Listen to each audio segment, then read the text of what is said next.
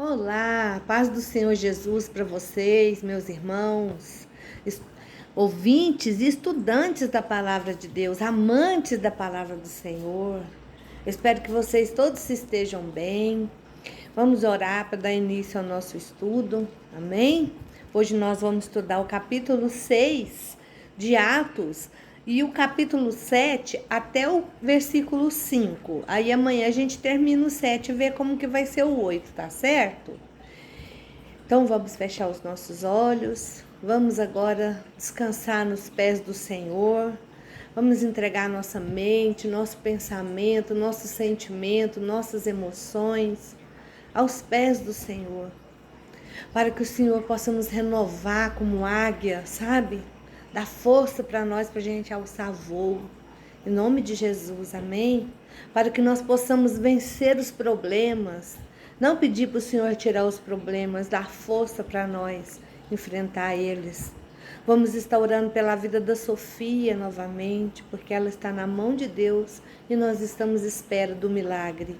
Porque nós cremos nesse milagre. Em nome de Jesus, amém?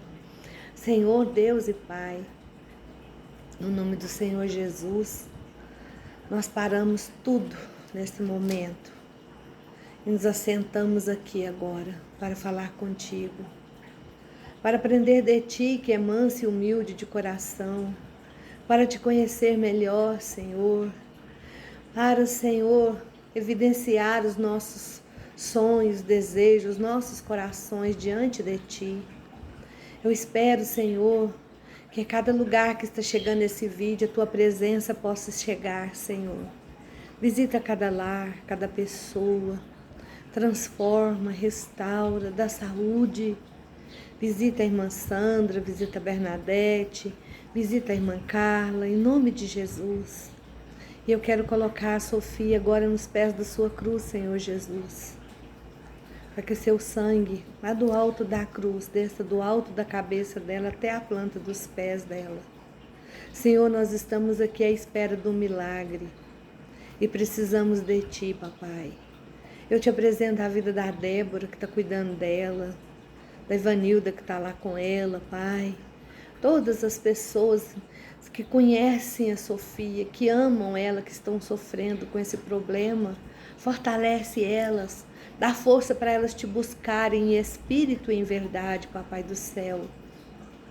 Confiar em Ti, Senhor, porque pela fé, Senhor, eu vejo o milagre na Sofia, Senhor. Quantos milagres o Senhor fez, Senhor Jesus? E o Senhor falava, a sua fé te curou, a sua fé te salvou.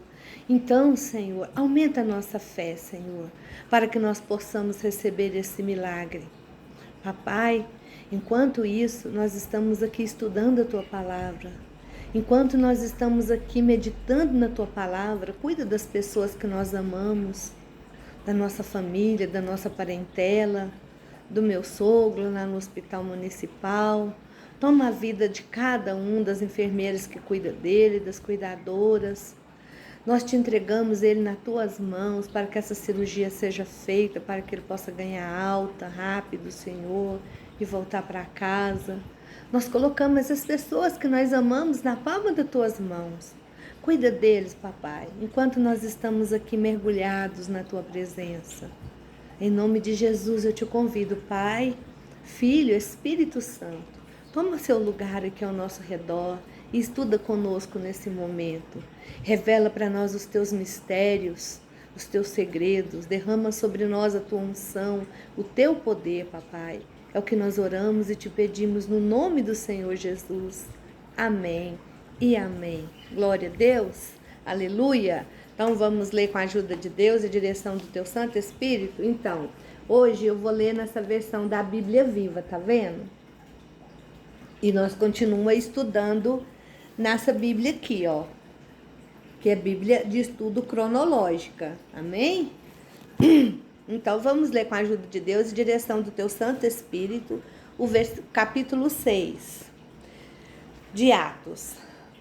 Com a rápida multiplicação dos crentes, houve murmúrio de descontentamento dos judeus de fala grega. Queixavam-se de que as viúvas deles estavam sendo postas de lado e que, na distribuição diária, não estava dando tanto alimento a elas como as viúvas de fala hebraica.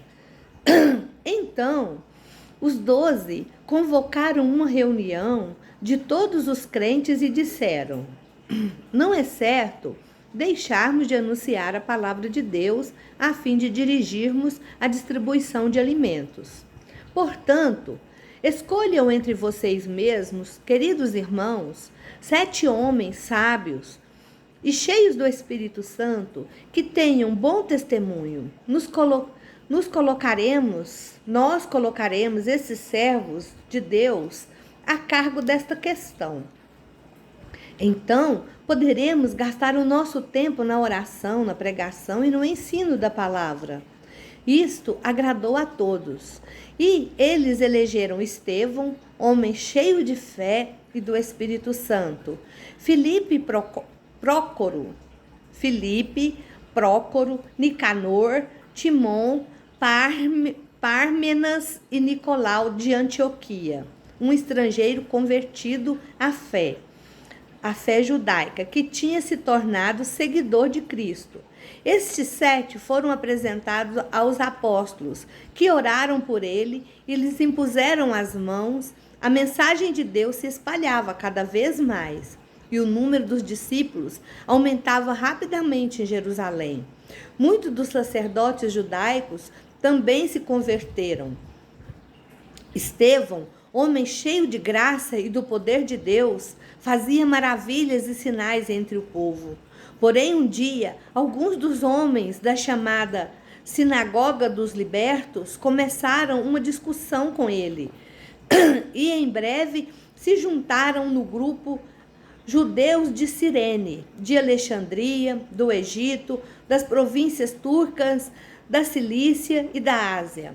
Mas nenhum deles podia resistir à sabedoria e ao espírito pelo qual ele falava.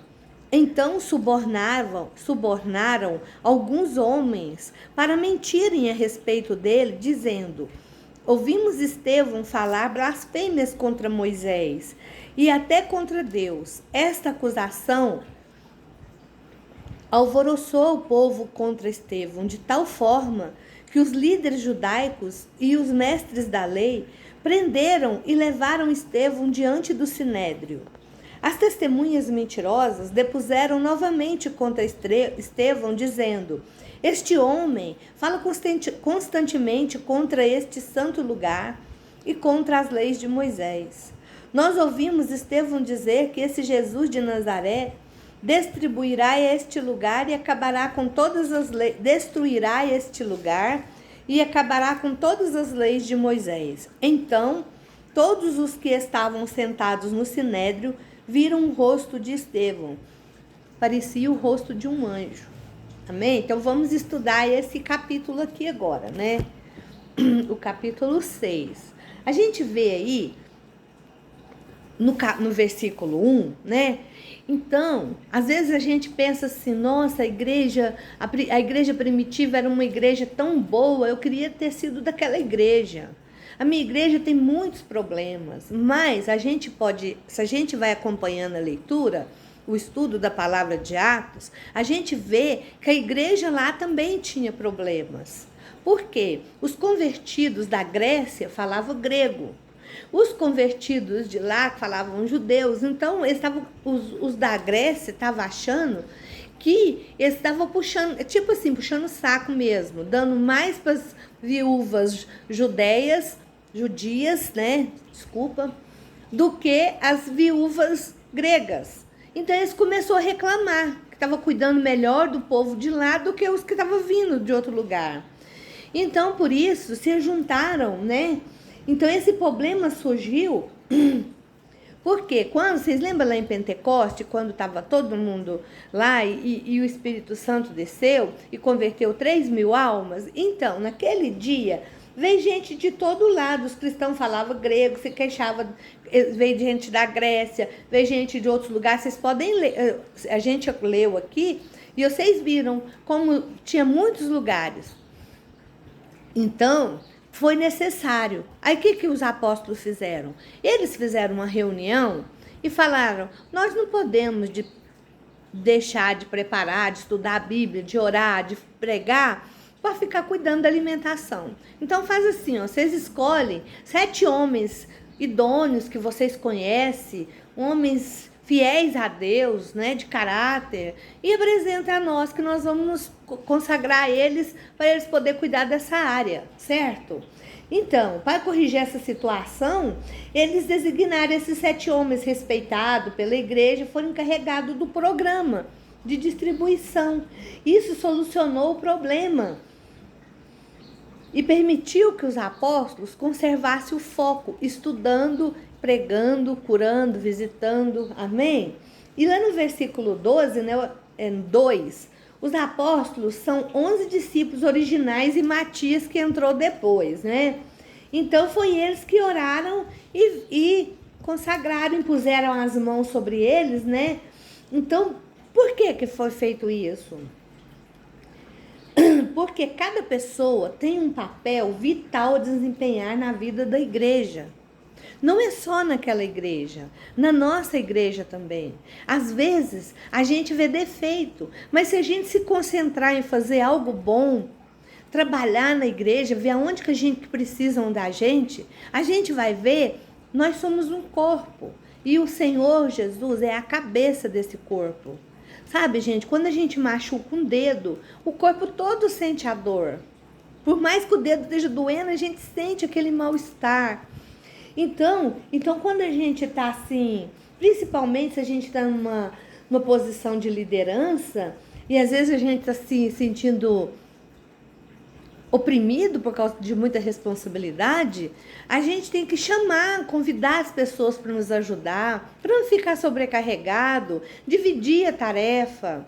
Eu lembro quando eu trabalhei na comunidade terapêutica, os meninos, assim, adolescente, eu cuidei de dependente químico adolescente. Agora vocês imaginam, adolescente já é difícil, imagina dependente químico.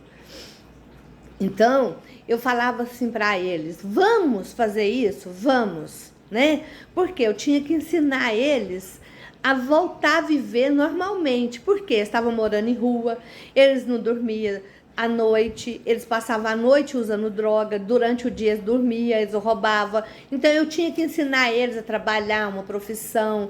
Eu ensinei o Lucas, um exemplo, que eu ensinei a ler e escrever, preparei ele, que nunca tinha ido para a escola, e tinha 11 anos, estava lá.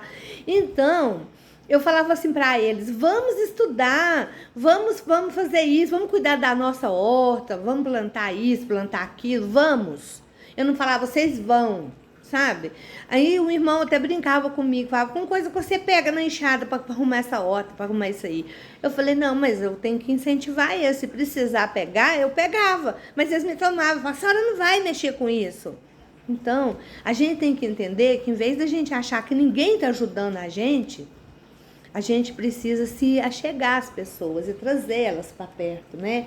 E não achar problema e ficar emburrado, ser casquinha de ovo. A gente precisa amadurecer, amém? Espiritualmente, né? Então, essas tarefas foram distribuídas, né? Para todos, né? E esses irmãos, né, que foram consagrados, então foi Estevão, né, homem cheio de fé e do Espírito Santo, Filipe, Prócoro, Nicanor, Timão, Pármenas e Nicolau, certo? Prosélito de Antioquia. Então esses foram os irmãos que se separavam. Só que Estevão, a gente já vai falar sobre o versículo 8, né? Não, vamos falar aqui do versículo 6 primeiro, que está falando sobre que apresentar diante dos apóstolos, né? Então, a liderança espiritual é uma coisa séria e não deve ser tratada com leviandade. Eles escolheram esses homens, separaram eles, trouxeram para os apóstolos oraram, puseram a mão neles, falaram: de agora em diante você é responsável por isso, certo? Então, os líderes que têm que fazer isso. E na igreja primitiva, os homens escolhidos foram comissionados por oração, por imposição de mão, pelos apóstolos, pelos 12, né? Porque aí juntou Matias, né? E impor mão sobre alguém é um antigo costume dos judeus, era uma maneira de consagrar uma pessoa para um serviço especial. Então ele estava sendo consagrado para aquele serviço, né? E lá no versículo 11, né? Não, vamos falar primeiro. Eu estava falando do Filipe, do Estevão, né? E sair fora. Então, Estevão, ele era um homem cheio da presença do Espírito de Deus, cheio de poder, cheio de unção, e ele conhecia a palavra de Deus. Aí as pessoas ficam com inveja daquele que busca o Senhor, que ora, que gasta tempo aos pés do Senhor, gasta tempo debruçado na palavra do Senhor. Aí aquela pessoa, ela cresce espiritualmente. E o Espírito Santo se agrada disso. E aonde aquela pessoa está, o Espírito de Deus está manifestando, as pessoas sentem a presença de Deus. E o que aconteceu? Outros judeus lá, né, outras pessoas, líderes lá, começou a interrogar Estevão. E Estevão começou a falar do poder de Deus e eles ficaram com inveja. Inveja. Lembra de Jesus? Inveja é um sentimento muito mesquinho, né? Então, aí no versículo 9, esses homens que afrontaram ele eram um grupo de escravos que tinham sido libertados por Roma e havia formado a sua própria sinagoga em Jerusalém. Então ele chegou para Estevão, começou a perguntar, especular, papapá, e aí? Aí no versículo 11, ele subornou homens para poder,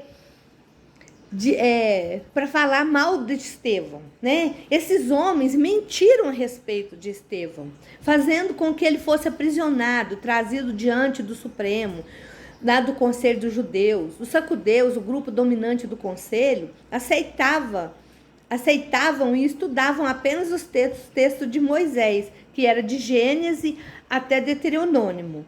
Na opinião deles, proferir blasfêmia contra Moisés era um crime.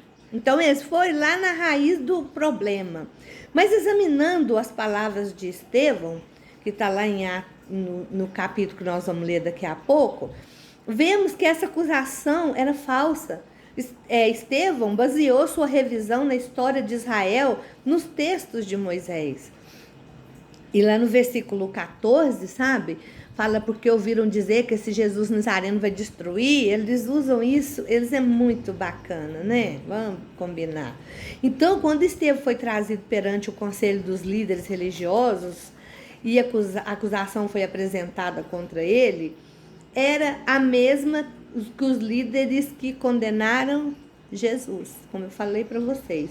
O grupo acusou falsamente Estevão de desejar modificar os costumes de Moisés, porque sabia que os sacudeus que controlavam o conselho acreditavam somente nas leis de Moisés, né? E então, nós vamos ler aqui o 7 do 1 ao 15, para a gente começar a falar sobre isso. Vamos ler com a ajuda de Deus e a direção do teu Santo Espírito. Amém? 7. Atos 7. Então, o sumo sacerdote perguntou a Estevão: essas acusações são verdadeiras? Estevão respondeu: irmãos e pais, ouça-me. O glorioso Deus apareceu ao nosso antepassado Abraão, estando ele ainda na Mesopotâmia, antes que ele se mudasse para Harã, e disse: sai da tua terra, do meio dos seus parentes, e vá para a terra que eu lhe mostrarei. Então ele deixou a terra dos caldeus e morou em Harã até a morte de seu pai.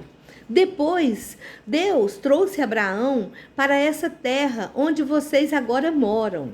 Mas Deus não deu a ele nenhuma herança aqui, nem um pedaço de terra. Entretanto, Deus prometeu que no fim de tudo, ele e depois dele, os seus descendentes possuiriam a terra, embora na época ele ainda não tivesse filhos. Mas Deus falou a ele dessa forma: os seus descendentes vão ser peregrinos em uma terra estrangeira, e ali se tornarão escravos, e serão maltratados por 400 anos.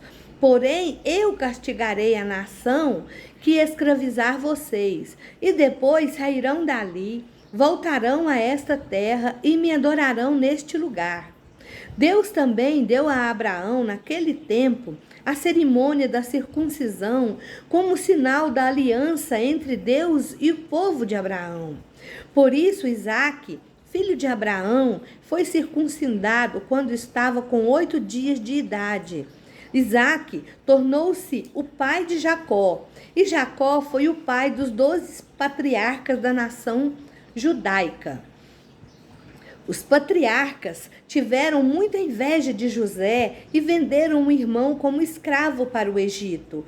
Porém, Deus estava com ele e o livrou de todas essas angústias, fazendo com que ele caísse na simpatia do faraó, rei do Egito. Deus também deu a José uma sabedoria excepcional, de modo que foi nomeado pelo faraó governador de todo o Egito e encarregado de todos os assuntos do palácio.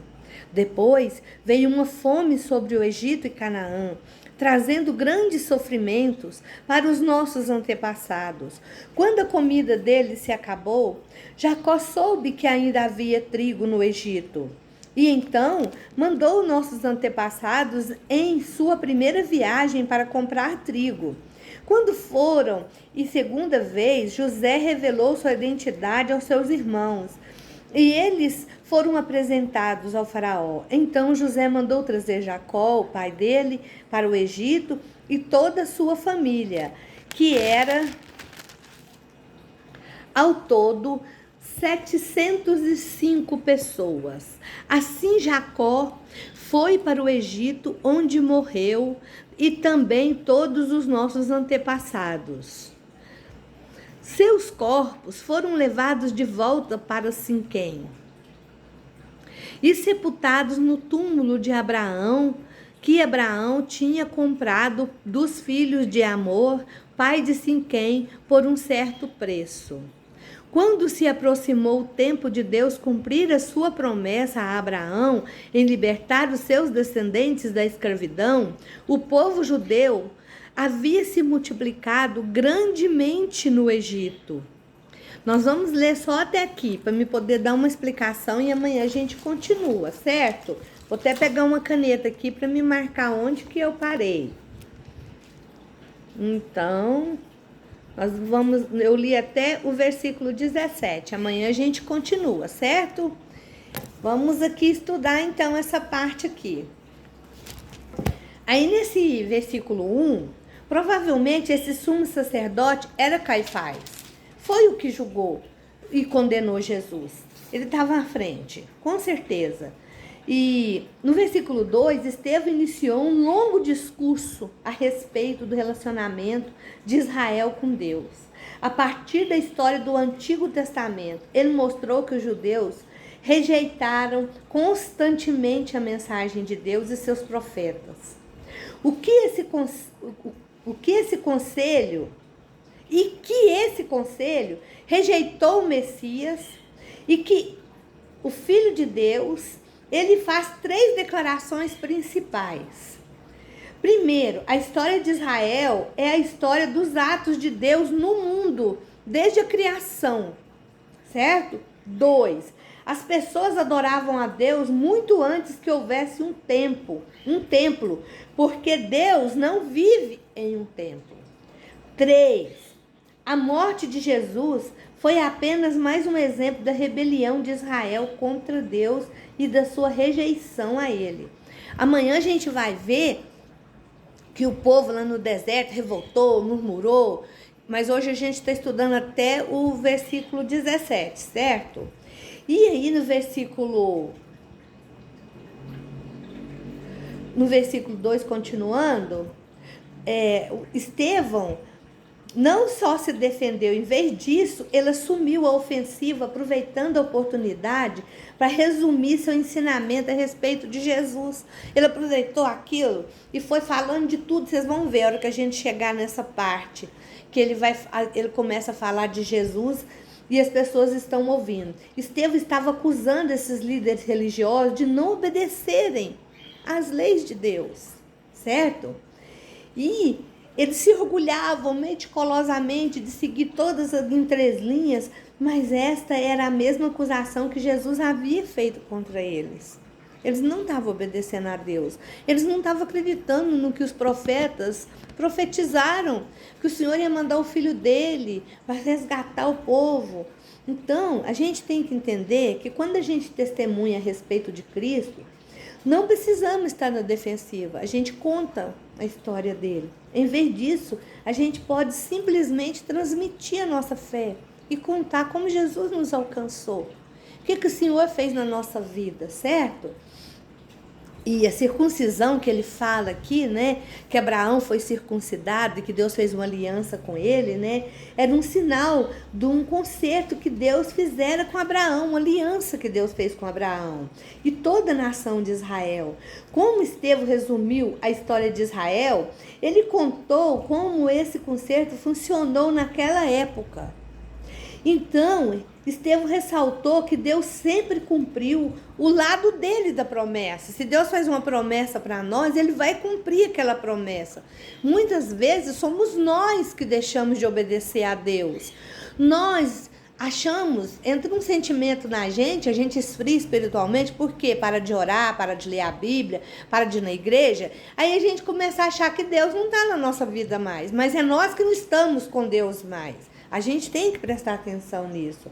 Então, Estevão estava ressaltando que ele sempre cumpriu, e a promessa dele, repetidas vezes, ele estava cumprindo a promessa dele.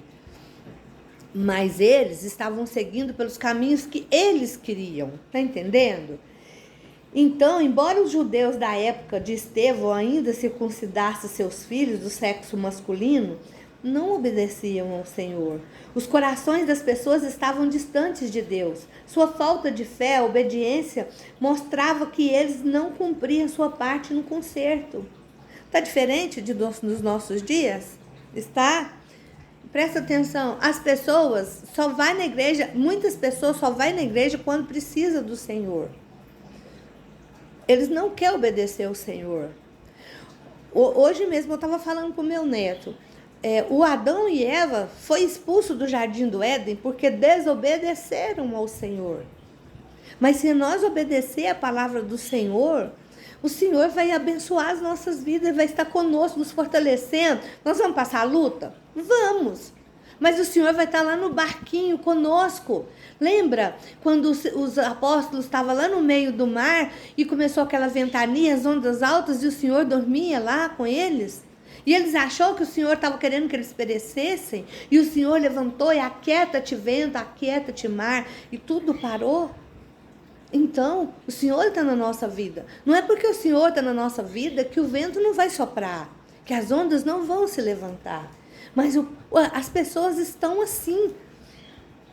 Elas estão parecendo crianças birrentas. Se Deus não fizer o que elas querem, elas não querem servir a Deus. E quem é que vai sair prejudicado? É Deus? Será que Deus vai ser prejudicado? Eu acho que não.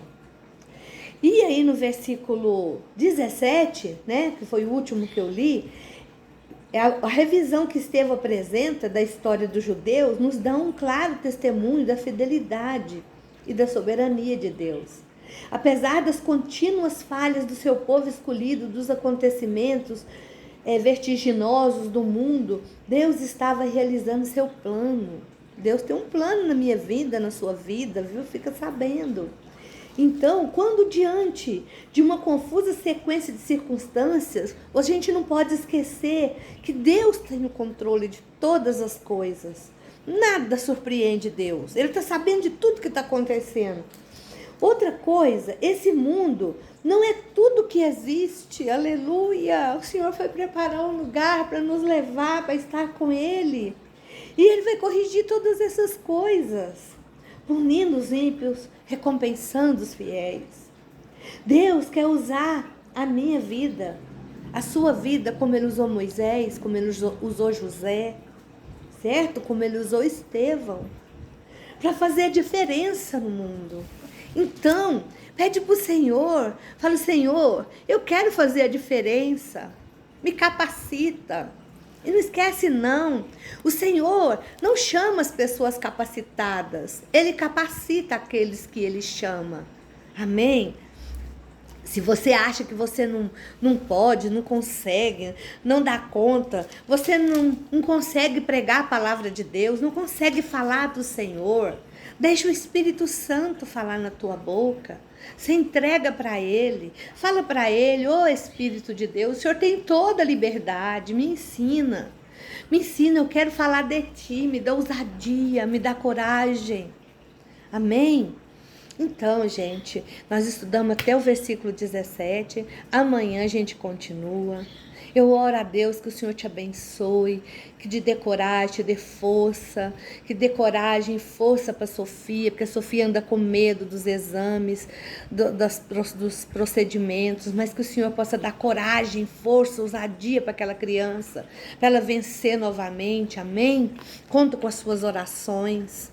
Deus te abençoe, Deus te dê uma boa tarde e até amanhã. Que o Senhor possa te visitar e que você possa ser uma bênção onde quer que você esteja. Amém? Fica com Deus. Não esquece de curtir, de mandar o vídeo para outra pessoa que precisa escutar esse estudo. Amém? A paz do Senhor Jesus.